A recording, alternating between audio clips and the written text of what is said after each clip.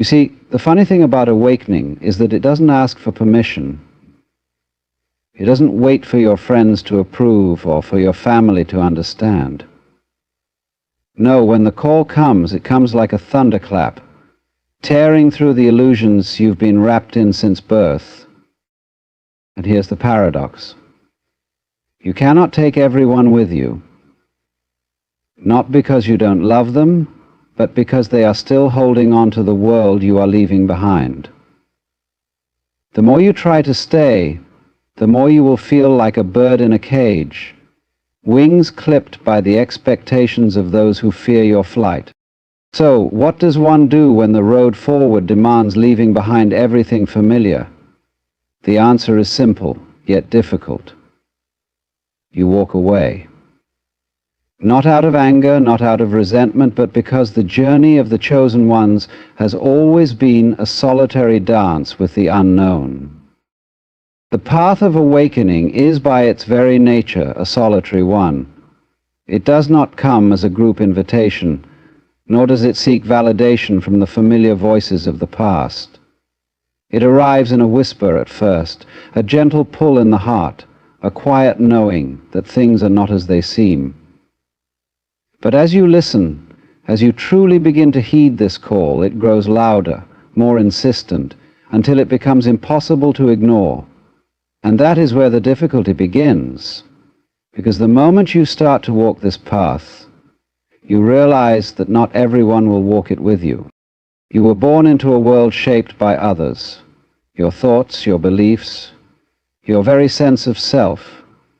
These were molded by the people around you, family, friends, teachers, society. They gave you a name, they gave you an identity, and they taught you how to move within the confines of their world. But what happens when you begin to see beyond those confines? What happens when the identity they gave you no longer fits? This is the crossroads where many falter, where the chosen ones find themselves in a painful dilemma. You may try at first to bring those closest to you along for the journey. You share your realizations, you speak of the deeper truths you are uncovering, but you are met with blank stares or even resistance.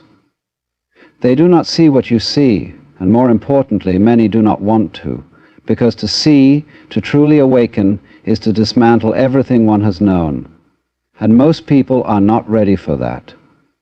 They will try to keep you where you are, not out of malice, but out of fear. They have built their lives upon the foundation of the familiar, and your transformation threatens that foundation. And so, you find yourself at a choice.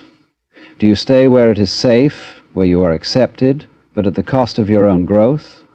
Or do you step into the unknown, walking away from the very people who shaped your early world? The answer, though difficult, is clear. You must walk away. Not because you do not love them, but because the call of your own soul is louder than the comfort of familiarity. To stay would be to betray yourself, to clip your own wings for the sake of those who fear your flight. It is not an easy thing, this walking away. It is not a grand, dramatic moment, but rather a quiet, aching shift. You may leave physically, or you may simply drift, feeling the distance grow as your thoughts, your energy, your very being moves in a different direction. You will grieve, because in many ways it is a death. The death of who you were, the death of the relationships that once defined you. But in that death there is also a birth of a new self, untethered and free, unshackled from the expectations and limitations of the past. In solitude, something remarkable happens. The noise of the world fades, and for the first time you begin to hear your own voice. Not the voice that was given to you, but the one that has always been there, waiting beneath the layers of conditioning. You begin to see with clarity, to feel the vastness of existence in a way you never could when you were surrounded by the noise of the old world. And then something even more extraordinary occurs. You realize that you are not alone, for in stepping away from the familiar, you step into something greater. the flow of life itself. You begin to meet others who walk this path, kindred spirits who understand without words, whose presence does not confine but expands. And one day you may find yourself returning, but not as the person they once knew.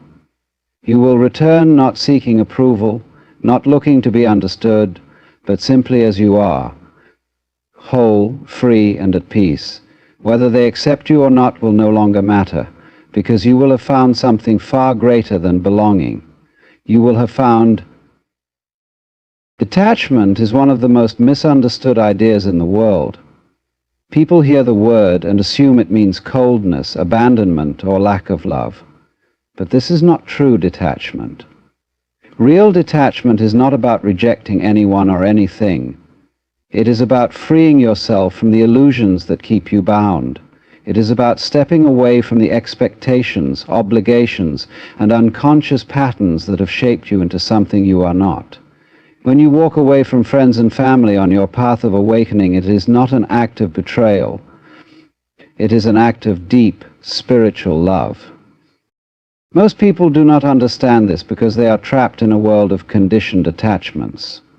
They believe love means possession. They believe relationships are about control, about making sure people remain the same, predictable and familiar. But love in its highest form does not change. It liberates.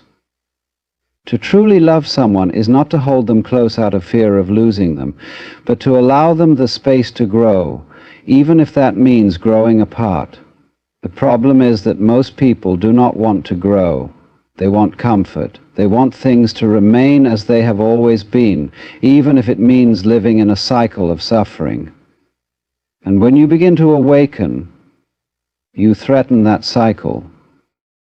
At first you may not even realize it. You simply start to change. Your thoughts shift, your energy shifts. You begin questioning things that others accept without hesitation. You no longer fit into the roles you once played so easily.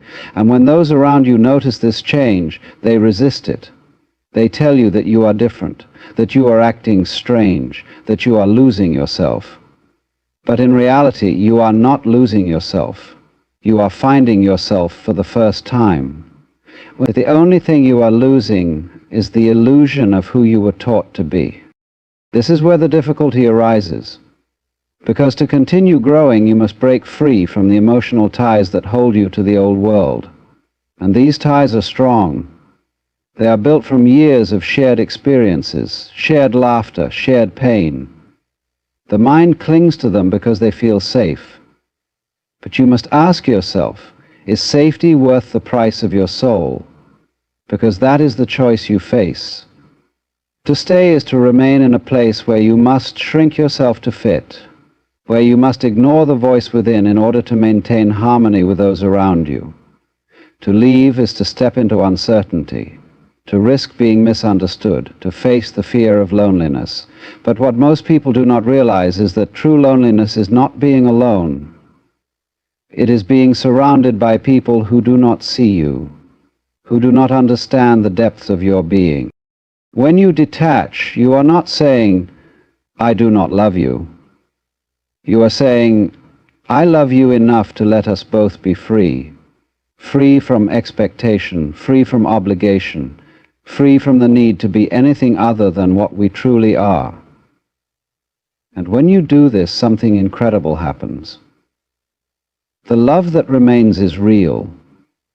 It is not based on roles or past experiences, but on a deeper connection that exists beyond the mind's attachments. And sometimes that love will take new form. People may drift away, but if they were meant to be in your life, they will return, not as figures from your past, but as souls who have also grown, who have also awakened to their own truth. You cannot force this process. You cannot drag others with you, no matter how much you want to. Everyone awakens in their own time, and some may never awaken at all, and that is okay. Your path is yours alone. Your purpose is not to be understood. It's to become who you were always meant to be. And if that means walking away, then walk away.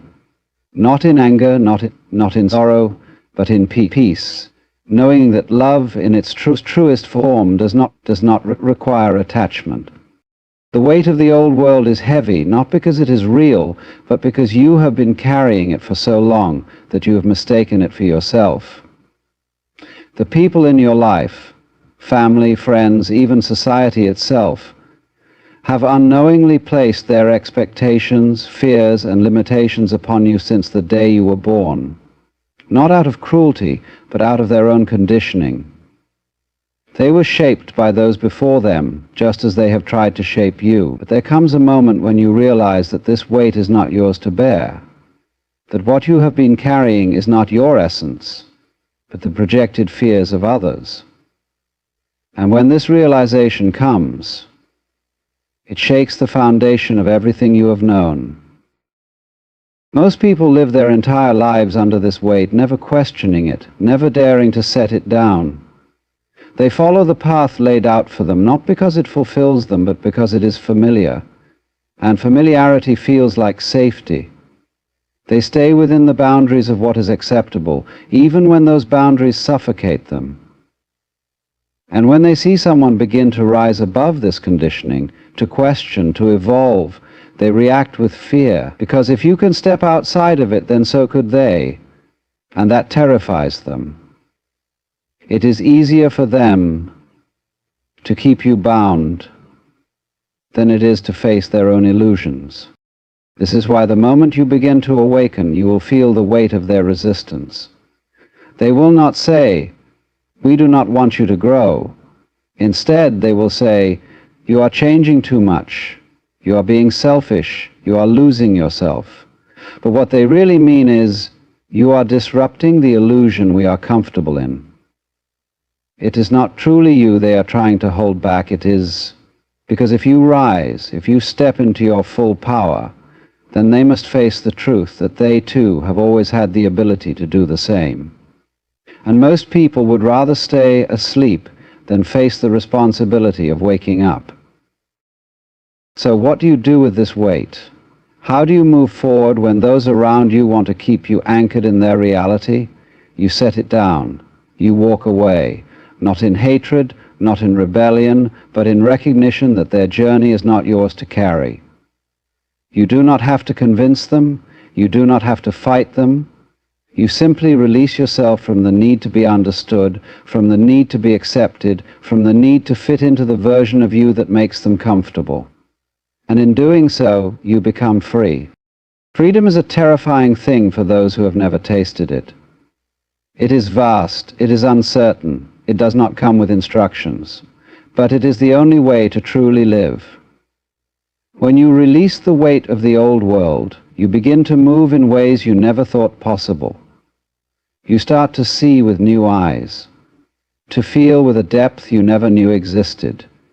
You become light, unburdened, untethered, and those who once tried to hold you back will either fall away or they will awaken to their own truth. But that is not for you to decide. The path ahead is not for the faint of heart. There will be moments when the pull of the familiar tempts you to return, when the loneliness of the unknown makes you long for the comfort of the past. But remember this, the past was never comfortable, it was only familiar, and familiarity is not the same as peace. You are not here to repeat cycles, to carry burdens that were never yours. You are here to walk a path that has never been walked before. And to do that, you must let go of everything that tells you who you should be and step fully into who you are. The power of solitude is something few truly understand, because the world has conditioned people to fear being alone.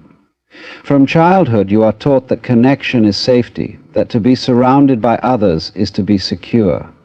Loneliness is seen as something to be avoided, something to be pitied. But this is one of the greatest illusions ever created, because solitude is not loneliness. Solitude is the doorway to knowing oneself. And when you step away from the noise of the world, from the expectations of friends and family, you do not lose anything. You finally gain everything. Most people live in a constant state of distraction. They move from one conversation to the next, one obligation to another, one source of stimulation after another, never pausing long enough to hear the voice within. They are so entangled in the web of society's expectations that they have no idea who they are beyond it. Their thoughts are shaped by the opinions of others, their desires molded by what is acceptable, their fears reinforced by those who have never dared to step outside the lines. And because of this, they live on the surface of existence, never diving into the depths of their own being. But there comes a moment when the chosen ones feel something shift, a longing, an ache, a pull towards something deeper, and when this moment comes, the first thing they must do is step away, because the truth cannot be found in the noise of the world. It cannot be discovered in the opinions of others. It can only be found in the silence, in the stillness, in the vast and terrifying beauty of being alone with oneself. At first, solitude feels uncomfortable. The mind rebels. It searches for distractions, for any excuse to reattach to the familiar. But if you can sit in that discomfort, if you can resist the urge to fill the emptiness with noise, something miraculous happens. You begin to hear. Not the voices of the world, not the expectations of others, but the voice that has always been within you, waiting. It is subtle at first, like a whisper in the wind. But the more you listen, the clearer it becomes, and soon you realize that this voice, this deep, unshakable knowing, is the only truth there has ever been. The great paradox is that when you embrace solitude, you no longer feel alone, because in that space you do not find emptiness, you find presence. You find connection not with the external world, but with something far greater, something infinite. You begin to understand that you are never truly alone, because life itself moves through you. The trees, the wind, the stars, the very pulse of existence. It has always been there, waiting for you to notice. And when you return to the world, you are no longer the same. The relationships that once defined you no longer hold power over you. You no longer need validation because you have already found it within. You no longer seek approval because you have nothing left to prove. And the greatest irony is that the more you detach, the more deeply you are able to love. Not from a place of need or expectation, but from a place of pure presence. This is the power of solitude. It strips away the false, the superficial, the conditioned. It leaves only what is real. And when you walk this path, when you truly embrace the silence, you realize that what you thought was loneliness was actually freedom. The freedom to be, to exist without explanation, to move through the world as a being untethered, and in that freedom you finally meet yourself. Not the self the world created, but the self you were always meant to be. There comes a time when you realize that the journey away is not forever. In the beginning it feels like a departure, a cutting of ties, a breaking away from everything familiar, and in many ways it is. You step into the unknown, shedding the weight of expectations, detaching from the roles you once played. You leave behind the voices that tried to shape you, the relationships that no longer align with your truth. But what you do not yet understand is that one day you will return, not as the person they once knew, but as something entirely new. The return is never planned. It is not something you strategize or prepare for. It happens when the transformation is complete, when you no longer seek acceptance because you have already accepted yourself, when you no longer crave understanding because you have already understood who you are. You return not because you need to, but because you can, because the world you left behind no longer holds power over you, and when that moment comes, everything looks different, though nothing has changed at all. You see the people you once walked away from, and you recognize them, but there is a distance now, not one of bitterness or resentment, but of perspective. You no longer seek their validation, no longer carry the weight of their expectations. Their words, once heavy with influence, now pass through you like the wind, and yet you love them more deeply than ever before, because now you love them without attachment, without the desperate need for them to see you, to understand you, to accept you. You love them as they are, without trying to change them. Some will notice the change. They will look at you and see that something is different, though they may not have the words to explain it. Some will be drawn to you, curious about the peace you carry, the stillness in your presence. Others will resist, unsettled by the fact that you no longer react as you once did, that you no longer engage in the same patterns, the same struggles. But it will not matter, because the version of you that once needed their approval no longer exists. And here is the great irony. The moment you no longer seek to belong is the moment you truly belong everywhere. When you walk into a room, you do not shrink yourself to fit in. You do not play the roles expected of you. You simply exist, and in doing so you bring something rare into the world: authenticity. Some will embrace it, others will fear it, but you will not bend for either. The return is not about going back to who you were, nor is it about proving anything to those who stayed behind. It is simply the realization that there was never anything to run from in the first place, that the world you left behind was never the problem. It was only your attachment to it that caused suffering. Now, free from that attachment, you can engage without being ensnared, love without being confined, exist without being defined. And in this state, something remarkable happens.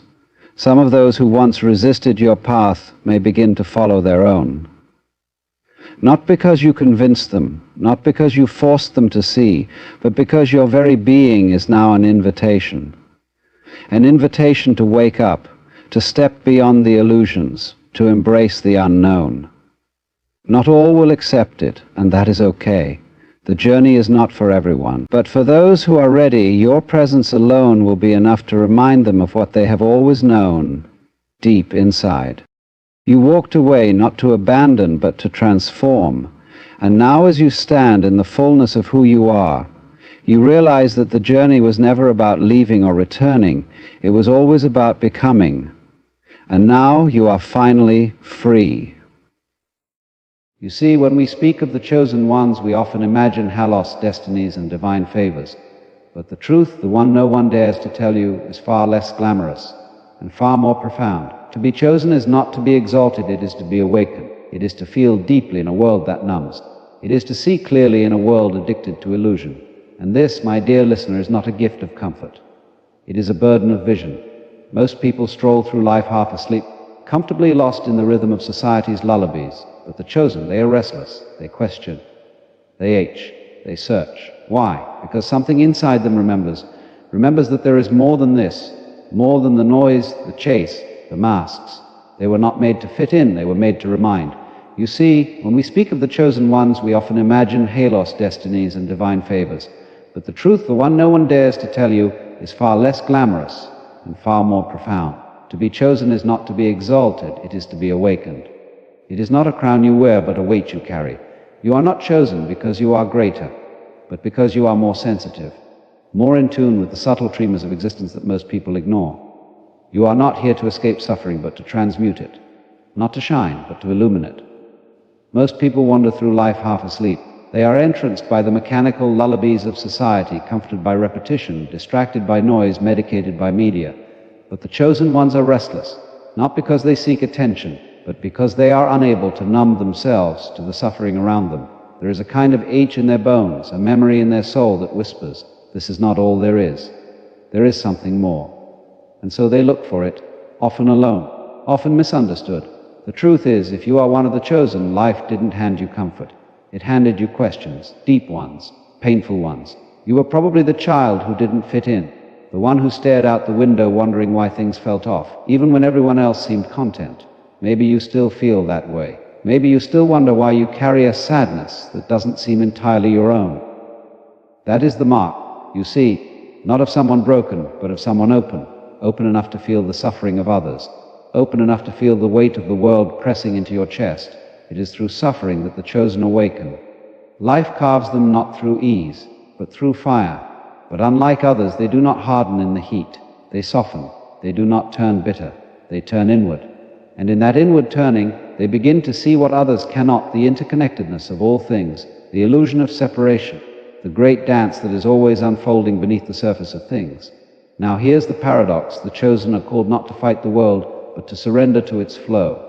Not to resist the chaos, but to find stillness within it. And this is the truth no one tells you. Your power does not come from striving or controlling or even understanding. It comes from letting go. Letting go of who you thought you needed to be. Letting go of the noise, the pressure, the mask. Power, real power, is found in presence, in the quiet, sacred stillness of being. And because they live from this deeper place, the chosen carry something rare, a kind of light that doesn't shine, but warms.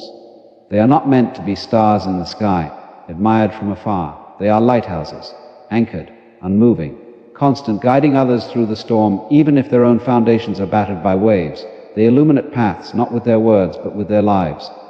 But do not envy them, because this path is not easy. To be chosen is to often walk alone. It is to be misunderstood, ridiculed, even rejected. And yet the chosen continue, not because they seek glory, but because something deep within compels them. A silent vow made long before this life began. A calling that cannot be silenced. So if you feel different, displaced, or weary, if you carry a sadness you can't explain, a sensitivity you've tried to numb, or a yearning you can't name it, perhaps you are not broken. Perhaps you are simply one of them. The chosen, not here to escape the world, but to transform it. From the inside out. Not here to be seen, but to see. Not here to rise above, but to lift others with them in quiet acts of courage, kindness, and truth. And that, you see, is the truth no one tells you. To be chosen is not to be celebrated. It is to be called. And not by the voices of the crowd, but by something far older, far quieter, deep within your own being. It's not a call that comes with trumpets or accolades. It's a whisper, subtle and persistent, that tugs at your soul. A kind of knowing that no matter how far you wander, you were never meant to forget, never meant to fit the mold, never meant to sleep while the world burns. You see, the world has built systems to reward those who conform, who follow, who obey the rhythms of the machine. But the chosen ones, they are the dreamers, the misfits, the ones who ask inconvenient questions.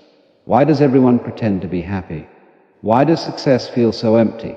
Why does my heart break when no one else seems to notice the pain around them?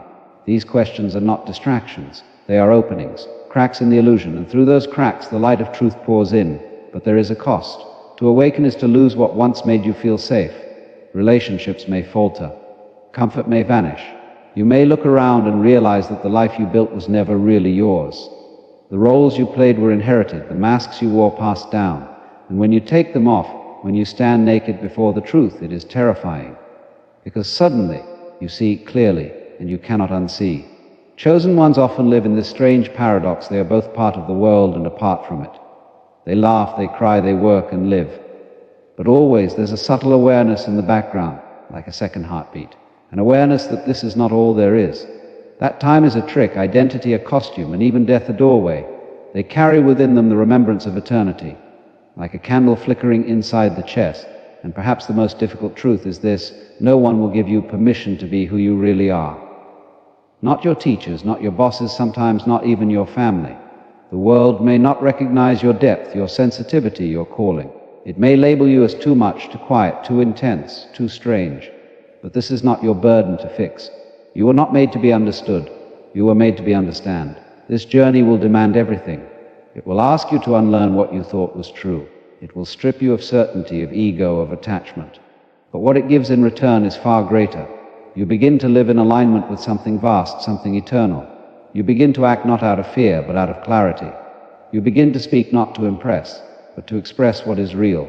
And in doing so, you awaken others, not through persuasion, but through presence. Because the chosen do not lead by standing above, they led by standing within.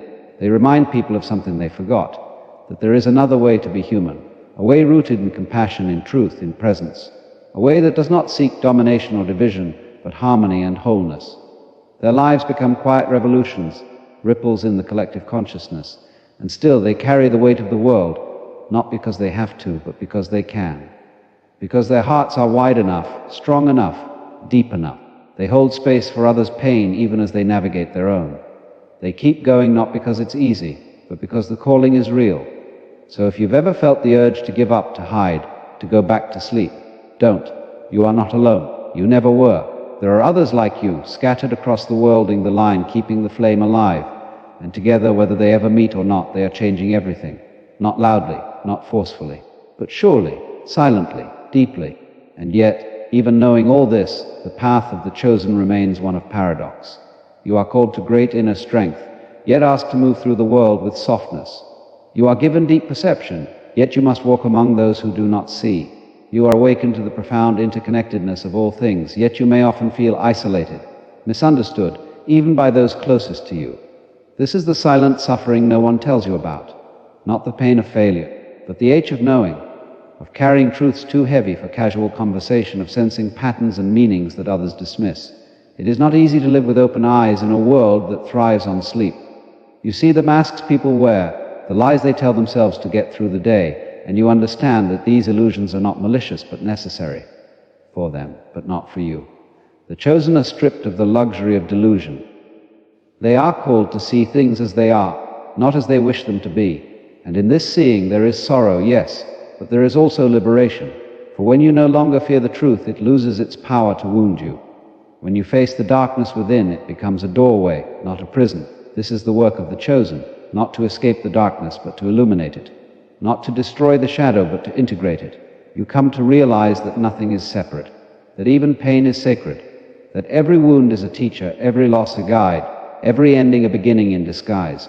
You begin to walk through life with a different rhythm, not faster, not louder, but deeper. Your steps are not driven by ambition, but by awareness. You no longer chase meaning. You become meaning in each breath, in each moment. And something extraordinary happens when you stop trying to fix everything and start allowing life to move through you. You find a peace not dependent on outcomes, a joy not rooted in possession, a love not bound by condition. You begin to see the divine in the ordinary, in the sound of rain, in curve of a smile, in the silence between words. This is the gift the world cannot give you, and the very thing it desperately needs. You are not here to save the world. You are here to love it, to be fully present with it, to remind it of its own beauty through the way you live, the way you forgive, the way you endure, and yes, the way you suffer, because even your suffering, when met with awareness, becomes sacred. It becomes a vessel for compassion, a wellspring of empathy. The chosen do not suffer for suffering's sake. They suffer so that they may hold space for others who cannot yet hold it for themselves. There will be times when you question it all, when you wish you could go back to sleep to forget what you know, but you can't, and that's not a punishment, that's grace. Because you've tasted truth now, and even when it burns, it heals. Even when it dismantles, it rebuilds. You are being carved into something precise, something essential, not by accident, but by design. And remember, though your path may be solitary, it is never truly alone. There are others walking beside you in spirit, souls whose faces you may never see, whose names you may never know, but whose presence is felt in every moment of stillness, in every act of courage, in every quiet decision to keep going. So walk on, chosen soul. Not with pride, not with fear, but with quiet certainty. The truth may not be easy, it may not be loud, but it is real, and in a world built on illusions that makes you dangerous, yes, but more importantly necessary. And as you continue walking this path, something else begins to unfold, something unexpected. You begin to see that even your struggles, your doubts, your moments of despair are not signs of failure, but signs of depth. The more aware you become, the more tender your heart feels, the more vulnerable you seem to the weight of the world. But this vulnerability is not weakness. It is the very fabric of your strength. For to feel deeply in a world that numbs, to keep your heart open when it would be easier to close it, is an act of quiet, relentless bravery. You start to recognize that life is not asking you to be perfect or powerful or praised. It is asking you to be real, to meet each moment without pretense, to listen before you speak, to be fully present even when it's uncomfortable. It is in this presence that your true power resides, not in controlling your surroundings, but in being unshakable within them. People may look at you and not understand how you continue, how you keep loving in a world that often forgets love, how you keep showing up when you feel invisible. But that's the thing, they don't need to understand. You don't walk this path to be seen. You walk it because you must, because something within you refuses to turn away from the deeper call. There is a sacred rhythm to your existence now, one not dictated by the clock of the culture, but by the soul. You move slower, but with intention.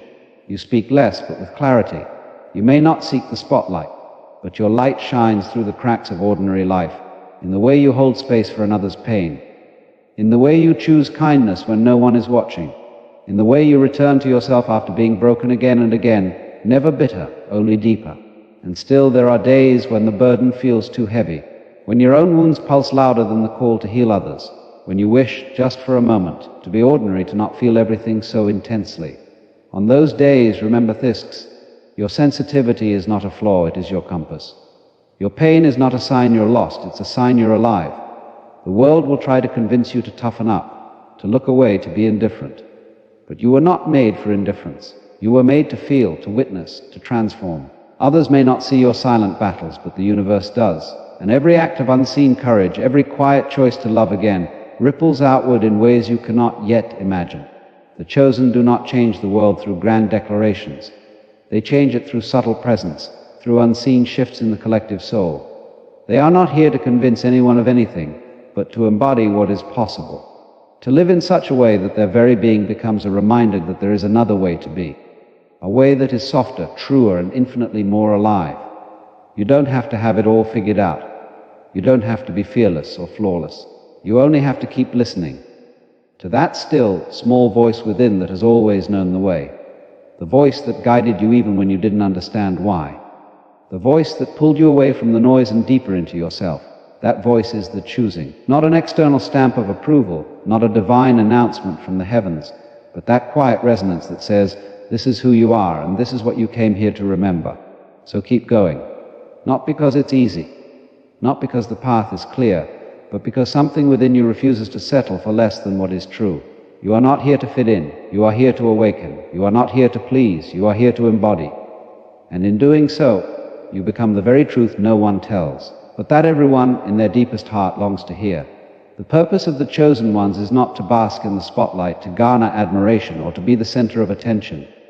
Their calling is far subtler, yet infinitely more profound. They are not here to shine for themselves, but to illuminate the path for others who wander in darkness. They are lighthouses, steadfast, unyielding, casting their glow not to be seen, but to guide ships safely through stormy seas.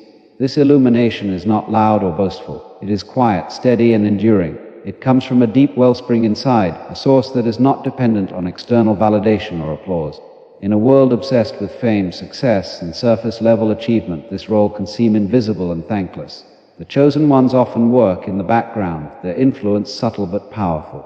Their lives are testaments to the fact that true power is not about control or domination, but about presence, compassion, and unwavering integrity. They reveal the truth through their actions, not their words. Their strength lies in being fully present with others, holding space without judgment, and embodying the love and understanding that many seek but few truly find.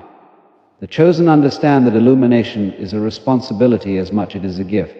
It requires courage to stand firm in the face of resistance, to remain compassionate when confronted with cruelty, and to keep faith when the world around them seems chaotic and uncertain. They accept that they will often be misunderstood, even rejected, because their clarity threatens the comfortable illusions others cling to. Yet they persevere, not for recognition, but because the light within them cannot be extinguished. This inner light does not burn out easily because it is fueled by a deeper source, an eternal connection to something greater than the self. It is the divine spark that resides in every being, the unchanging essence that underlies all appearances.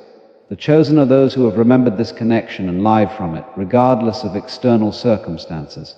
They are anchors of peace in a turbulent world, reminders that beneath the noise and chaos there is stillness, truth, and love. To illuminate is to awaken, not only others but also oneself, continually.